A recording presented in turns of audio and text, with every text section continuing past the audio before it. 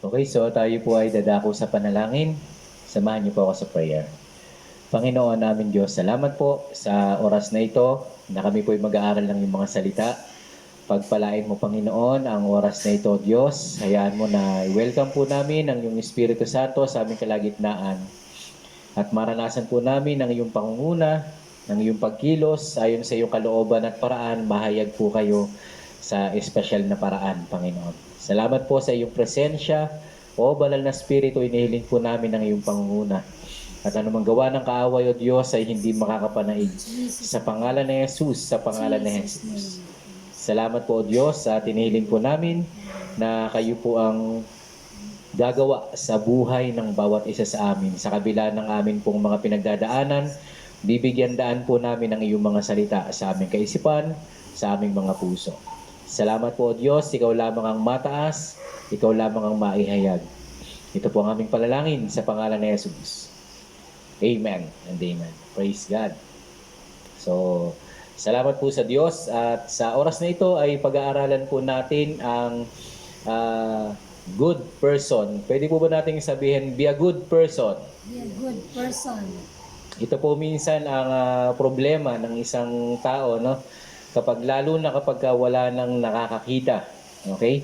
So, napakaraming tao na hindi nila makita ang magandang dahilan bakit magiging masunurin, gumagalang sa Diyos. Okay? Maraming tao parang walang panahon sa ganito at ibinubuhos nila yung kanilang mga panahon dun sa lahat ng pwede nilang gawin habang nabubuhay. Lagi nga natin sinasabi, parang yung ayaw na pinapakialaman. Okay? So ito ay isa sa mga problema na nilagay ni Satanas sa buhay ng isang tao mula pa dun sa Garden of Eden. Kaya ang atin pong panalangin sa araw na ito ay maalis yung talukbong, maalis yung kasalanan na yan, at maalis yung mga pangangatwiran ng tao para patuloy tayong maging masama. Bagkos ay maging mabuting tao tayo. Pwede po ba nating buksan doon sa 2 Corinthians chapter 3 verse 15 ng ating mga Bible. I hope na meron ho tayo. Okay, so mababasa po natin dyan. Hanggang ngayon, ngunit naging matigas ang kanilang ulo, kaya hanggang ngayon nananatili ang talukbong na iyon. Habang binabasa nila ang lumang tipan, maalis lamang ang talukbong na iyon sa pakikipag-isa kay Kristo. Hanggang ngayon, may talukbong pa ang kanilang isip tuwing babasahin nila ang aklat ni Moises. Verse 16, ngunit kapag lumapit ang tao sa Panginoon, maaalis ang talukbong. Yan pong talukbong na binabanggit diyan ay isang spiritual na pagkabulag ng tao. Bakit hindi nila nakikita yung magandang bagay na sinasabi ng salita ng Diyos? So, ayan po ang dahilan. Okay, isa sa dahilan na nilagay ni Satanas para hindi natin agad makita yung mabuting bagay. Sa Garden of Eden, nangyari yan. Sinabi ni Satanas, hindi totoo yun.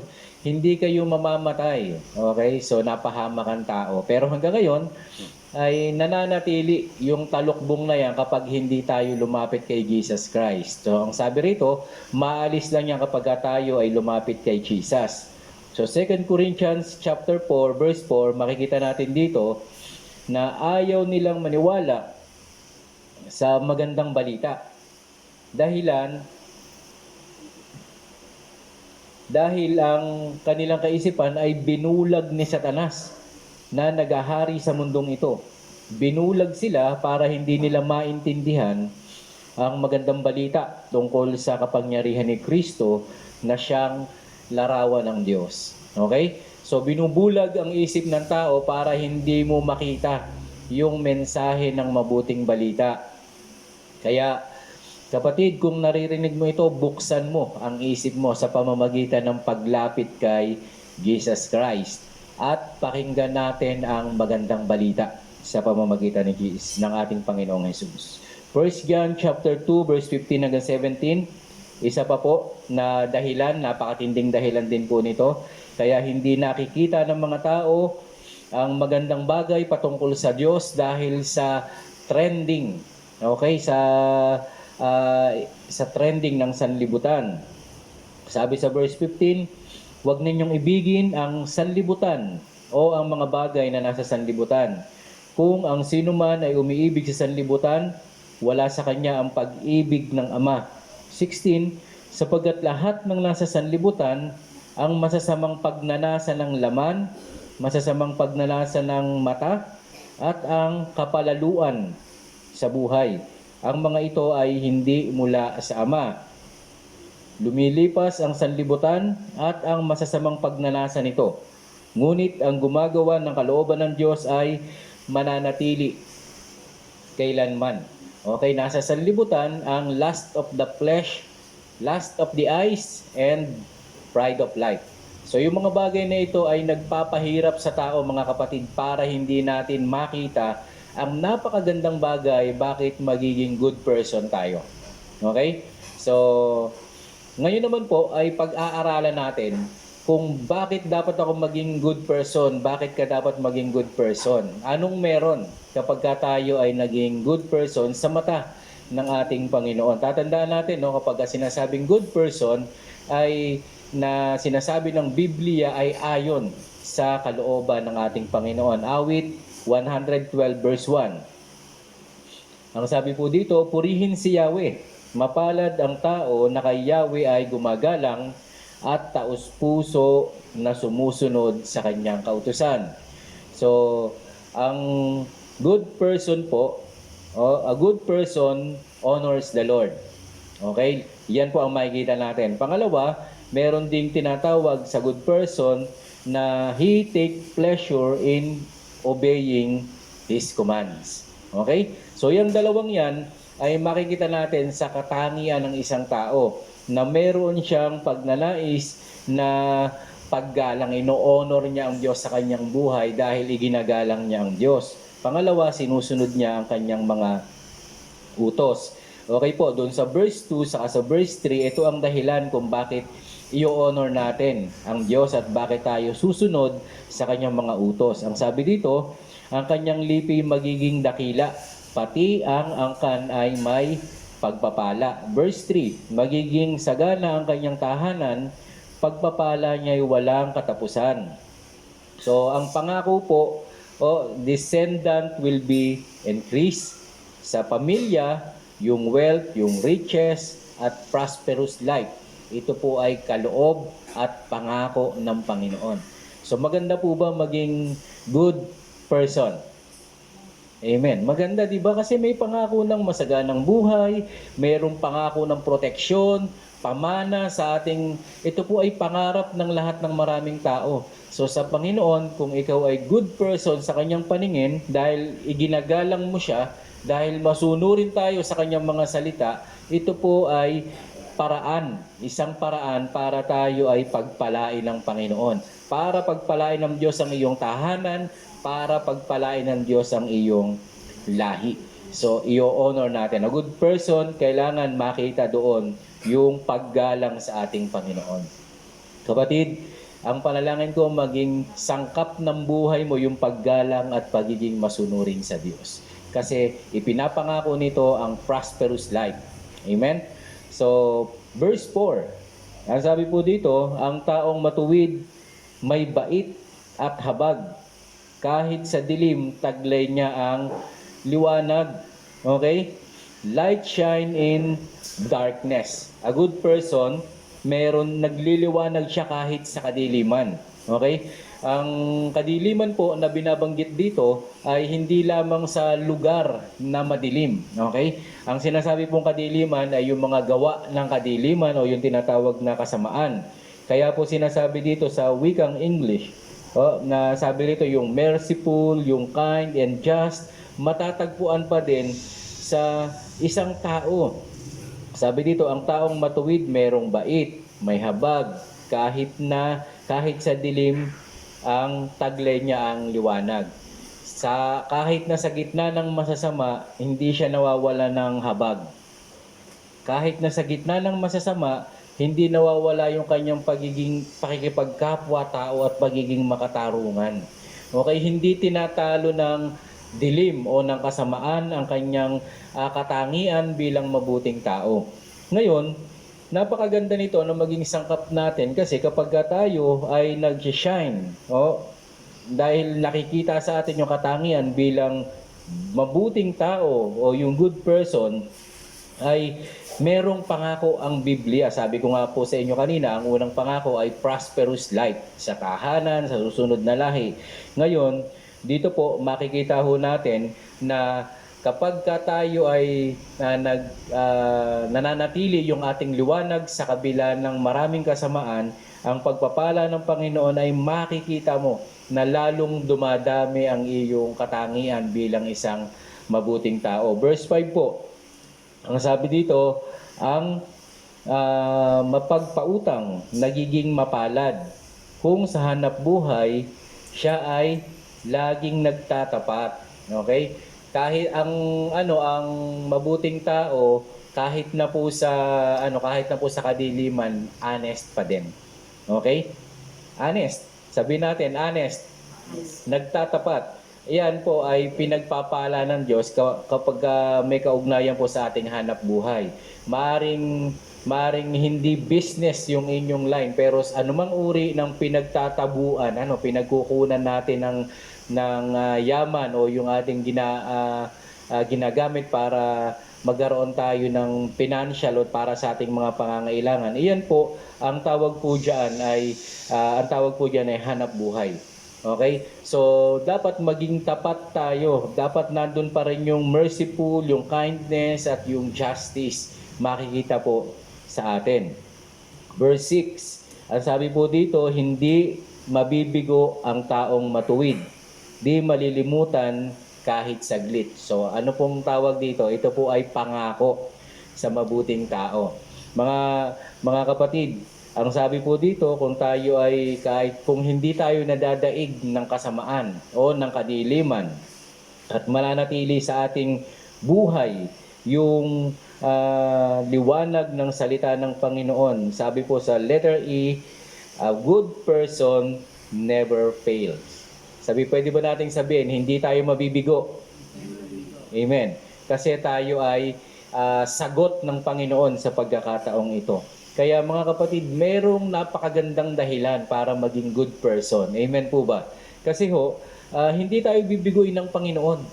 Hindi tayo bibiguin ng Diyos. At iyan po, kapag ginagawa po natin ito, nakataya ang integrity ng ating Panginoon kasi sinusunod natin ang kanyang kautusan. Okay? Letter F, ang sabi rito, hindi siya kakalimutan. A good person always be remembered. Di ba? Diyan sa verse 6 sabi, hindi siya mabibigo. Ang taong tapat o matuwid ay hindi mabibigo. Di malilimutan kahit saglit. Amen. So naranasan mo na bang makalimutan? Okay?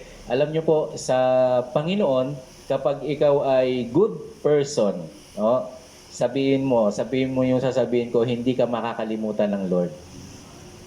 Hindi ako makakalimutan ng Panginoon. Amen. So pangako po ng Diyos yan. Kaya merong malalim na dahilan para maging good person. Kahit na walang nakakakita. Kahit na nag-iisa ka lang. Kahit na nandun ka sa lugar ng mga taong masama. Magliliwanag pa din ang iyong kabutihan dahil ikaw ay good person. Ikaw ay sugo ng Panginoon doon sa lugar na yon. Kaya makakabasa sila ng salita ng Diyos sa pamamagitan ng iyong buhay. So naisin po natin na maging ganito kasi ang pangako ng Panginoon hindi niya tayo bibiguin at hindi kanya kakalimutan. Kapatid, kahit sa panahon ng pandemic, kahit makalimutan ka sa listahan ng ating government, sa listahan ng ating Panginoon na pagpapalain, hindi kanya makakalimutan. Amen. So hindi ka magiging luhaan at maniniwala ako, may testimony kang ibibigay dahil nananatili kang mabuting tao. So kahit na lumaganap ang kahirapan, kahit na lumaganap ang matinding mga bagay dito sa ating paligid, ang panalangin ko, manatili tayong maging mabuting tao. Amen? So verse 8. Sa verse 7 po pala, ang sabi rito, a good person. Ang sa masasamang balitay, di nagigitla, matatag ang puso't kay Yahweh may tiwala. Okay. So, ang good person, hindi siya natatakot, di ba? He is not afraid of receiving bad news. Amen. Anong balita ho ang nakaantig ng puso mo? Okay? Kung ikaw ay good person sa harapan ng ating Panginoon, hindi ka matatakot doon sa masamang balita na iyong maririnig. Amen. Kasi yung masamang balitang yan ay pagkakataon para maranasan natin ang kapangyarihan ng Diyos. Yung masamang balitang yan ay pagkakataon para ikaw ay magkaroon ng pagkakataon na ang salita ng Panginoon ay maangkin mo. Okay? So salamat po sa Diyos sapagkat ikaw ang recipient ng Panginoon sa mga ganitong pagkakataon. Kaya salamat po sa Diyos. Okay? Hindi ka matatakot. Ano mang mga balita o meron mang mga bagay na nagaganap diyan sa ating kapaligiran, hindi ito magiging way para ikaw ay matakot o para magitla ang iyong puso. Amen po ba? Ang taong may pananampalataya, kahit anong balita ang maririnig natin ay hindi makakaantig ng ating mga puso. Amen. So, pangalawa, laging matatag ang puso. A good person ay merong tinatawag na strong in faith. Kaya wag kang magigitla kasi ang salita ng Panginoon ang magiging sandigan natin at yun ang magiging dahilan para maging matatag ang ating puso. At dun sa a good person always trusting God. So anumang bagay ang maranasan natin, lagi tayong mananampalataya sa Panginoon. Amen. Anong nakakaantig ng ating pananampalataya? Gusto ko po sabihin sa iyo sa pagkakataong ito, lagi tayong magtiwala sa Diyos. Ang good person hindi nawawala. Alam niyo, napakaganda ng faith na pinag-aaralan natin, di ba? Tatak na natin to. Kaya wag mong aalisin ang sarili mo dun sa linya ng mga taong nagtitiwala sa Diyos. Kasi the just shall live by faith. Ito lang ang ating panlaban sa lahat ng palaso ng masama sa atin. Kasi yung paniniwala natin, hindi tayo iiwanan ng Panginoon, hindi tayo pababayaan ng Diyos. Totoo ang salita ng Panginoon, yung pag-asa natin, mangyayari. Amen. So kung merong pangako ang Diyos, mangyayari po iyan at huwag nating pabayaan na mayanig yung ating pananampalataya. Pwede bang tanungin mo yung katabi mo dyan? Kamusta na ang pananampalataya? Okay? So, minsan nagkukulang sa pagkain, minsan maraming bagay na nawawala. Pero yung pananampalataya, ang panalangin ko, huwag mawala. Ayan. So, verse 8.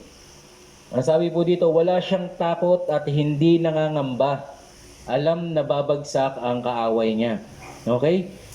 Not worried. A good person, not worried or afraid. Hindi siya natatakot. Okay? Meron mang mga bagay na meron mang humahamon, meron mang kaaway, okay? Hindi siya natatakot kasi ang alam niya, ang Diyos ang ating tagapagtanggol. Amen? At letter H, kung may kaaway man siya, ang alam niya, ang salita ng Panginoon ay hindi magbabago. Sigurado yung panalo natin. Sigurado yung tagumpay natin ipagkakaloob ng ating Panginoon kasi dito ho tayo tinawag. Ang mga anak ng mananagumpay ay nagtatagumpay. Amen po ba? Amen. Kanina nabasa ko po dun sa nasaglitan ko lang, sabi nga, ang diablo napakatalino. Sabi, hindi niya kailangan na maging bad ka. Okay? Kailangan lang maging busy ka. Wala ka lang panahon sa Panginoon, ay pwede na kay Satanas. Okay? Dapat po sa atin, hindi, mga kapatid. Amen. Dapat may panahon tayo sa Diyos. Dapat may oras tayo sa Panginoon. Kasi pag yun ang nawala, akala mo lang ay mabuting tao ka. Pero hindi ka nagsisimba, hindi ka nagbabasa ng Biblia, hindi ka ah, hindi ka na nananalangin, okay, wala kang panahon, okay, okay na kay Satanas yan. Kahit na ang akala mo mabuti kang tao, hindi ho ganyan. Okay, ang mabuting tao may panahon sa Panginoon. Amen? At verse 9, okay po, pangalawa bago ako matapos, ang sabi dito, nagbibigay sa mga nangangailangan, ang pagiging matuwid niya ay walang hanggan, buong karangalang siya'y itataas. A good person gives generously to needy. Ayan, kung ikaw ay may kakayahan para tumulong, okay, nagbibigay, tumutulong. Amen? Pwede po ba nating sabihin tumutulong? Ayan. So, pangalawa, His kindness never fail. Oh, yung pagiging mabuting tao, hindi yan nalolobat. Continuous. Okay? So, dapat ay patuloy po. Patuloy na tayo ay nakikipagkapwa-tao. At letter K, a good person, sabi diyan, powerful and respected. Okay? Iginagalang ho tayo ng lahat ng tao. Kaya mga kapatid, huwag nating aalisin ito kasi ang nais ng Panginoon sa anumang bagay na pagdadaanan ng tao ay makita kang nagtatagumpay. Amen. Huwag kang magpapatalo kay Satanas. Kasi pag nagpatalo ka kay Satanas, talo ka talaga. Okay, lugi ka kasi ang dai mong hindi nakuha. Pero kung naiintindihan mo itong pinag-aaralan natin, ang good person ay tatanggap ng napakaraming biyaya, hindi lamang po sa langit, kapatid, habang nandito tayo sa lupa. Okay? Verse 10 and last. Ang sabi po dito, kung makikita ito ng masama, okay, lumalaya siyang mabagsik ang muka, sapagkat ang pag-asa ay lubos ng nawala. So ano pong ibig sabihin dito? A good person defeat Satan's attack. Ayan. So, tinatalo natin yung gawa ng kaaway sa ating buhay kapag tayo ay nananatiling mabuting tao. Amen. So, pagka ikaw ay mabuting tao, nakikibaka ka kay Satanas. At siguro maraming pagkakataon, tinalo ka ni Satanas. Maraming pagkakataon parang nilaro ka ni Satanas. Kapatid, ito na ang moment natin para talunin natin ang kaaway. Ito na ang moment natin para umatake tayo ng durug na durug ang kaaway, na aalis siya. Hindi niya alam kung ano ang gagawin niya sa iyo kasi wala siyang magawa. Kasi mabuting tao ka. Amen. Ang sabi dito, kung makita ito ng masama o ng kaaway, lumalaya siyang mabagsik ang muka sapagkat ang pag-asa niya ay lubos ng nawala. Gusto mo bang i-discourage si Satanas? Mag-commit ka ng buhay mo ngayon bilang good person. Okay? Yan ay isang weapon para talunin natin o patigilin natin ang anumang gawa ng kaaway sa ating buhay. Amen. Doon po sa ating lahat ng pinag-aralan, meron po akong 4 na gustong balikan. Okay? At huwag niyo po itong kakalimutan. Bagamat nakikita po natin rito, being a good person, mine-maintain natin yung ating good reputation at yung ating testimony. So kapag ginagawa po natin yung letter A, ay gino-glorify natin ang ating Diyos sa ating buhay. Amen. Kahit hindi ka nakataas ang kamay, pero ganyan ang buhay mo, kapatid, nag-worship ang buhay mo sa Diyos. Amen. Sumasamba ka sa Panginoon at tinitiyak ko po, nakangiti ang Diyos sa iyo araw-araw.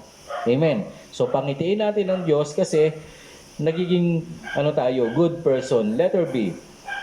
Kapag ginagawa po natin yung ating mga pinag-aralan, okay, a good person, claim God's promises. Okay? Ginagawa natin to para maklaim natin yung pangako ng Panginoon. Amen. So, ang dami po nating pinapangarap at inihiling sa prayer. Hindi ka lang magpe-pray, kapatid. Hindi ka lang magdi-declare. Gusto ko sabihin na kailangan ipamuhay din natin yung salita ng Panginoon. At kapag nangyari po ito, kiniklaim mo. Parang hinihingi mo kay Lord yung promise niya. Lord, akin na po yung binibigay mo. Bakit? Kasi good person ka. Yung ating pamumuhay ang sasahod, okay, sa kamay ng ating Panginoon. Doon sa blessing na ibibigay niya sa atin. Sabi kasi diyan, pagpapalain yung ating pamilya, pagpapalain yung ating lahi, okay? Hindi ka magigitla sa balita, napakarami ng pangako ng Panginoon. Just to be a good person, okay? Being a good person, okay? Ang nangyayari pa nito, pag ginagawa po natin ay nagseset tayo ng example sa iba. Amen. Pag nakita ng ibang tao, kapatid, na ikaw ay binibless ng Panginoon, kahit hindi ka mag-share ng Word of God, tatanungin ka niya, ano ba ang sekreto mo? Sasama ako sa iyo. Amen. So, sino ang gusto ritong mag-win ng kaluluwa kahit hindi siya masyadong madaldal kasi alam niya lang, good person siya, sumusunod siya sa Panginoon, pero nakakapagdala siya ng kaluluwa sa Panginoon. Alam niyo kung bakit? Nakikita niya pinagpapala ka ng Panginoon. Amen. So dahil dito, ikaw ay isang buhay at naglalakad na Biblia o salita ng Diyos sa harap ng maraming tao. Pang-apat o letter D, kapag ginagawa po natin ito, we defeat Satan's attack. Ito ang isang paraan para talunin natin ang anumang gawa ng kaaway sa ating buhay. Amen? So sa pagkakataong ito, tayo po ay patuloy na magtagumpay at patuloy na kilalanin natin na i-offer natin ang ating buhay bilang good person sa ating Panginoon. Amen. So tayo po ay mag-pray sa pagkakataong ito at inihiling ko po na buong puso i-offer natin ang ating buhay sa Panginoon at sabihin natin, Lord, narito po ang aking buhay ay isinasalig ko po sa iyo. Manalangin po tayo. Gawin mong personal din yung mga prayer na ito at kung itaas natin ang ating kamay, i-offer natin ang ating buhay. Alam niyo po kapag nakataas ang ating kamay, sinasabi natin na Lord, sumusuko na ako sa iyo. Amen? So, itaas natin ang ating mga kamay at sabihin natin, Lord, narito po ang aking buhay. Gusto ko po maging mabuting tao. Sabay ka sa prayer. Panginoon, aking Diyos, salamat po sa iyong mabuting balita. Gusto ko na po maging mabuting tao. Patawarin niyo po ako sa lahat ng aking nagawang kasalanan, naisip at nasabi. Panginoong Jesus, tinatanggap kita sa aking puso.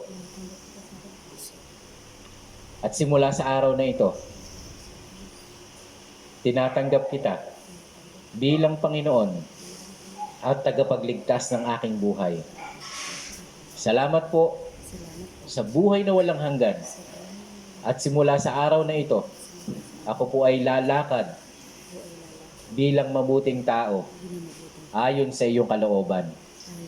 Salamat po. Gabayan niyo po ako. Ito po ang aking panalangin sa pangalan ni Jesus. Amen and amen. Praise God. Salamat sa Panginoon. Palakpakan po natin ang Diyos.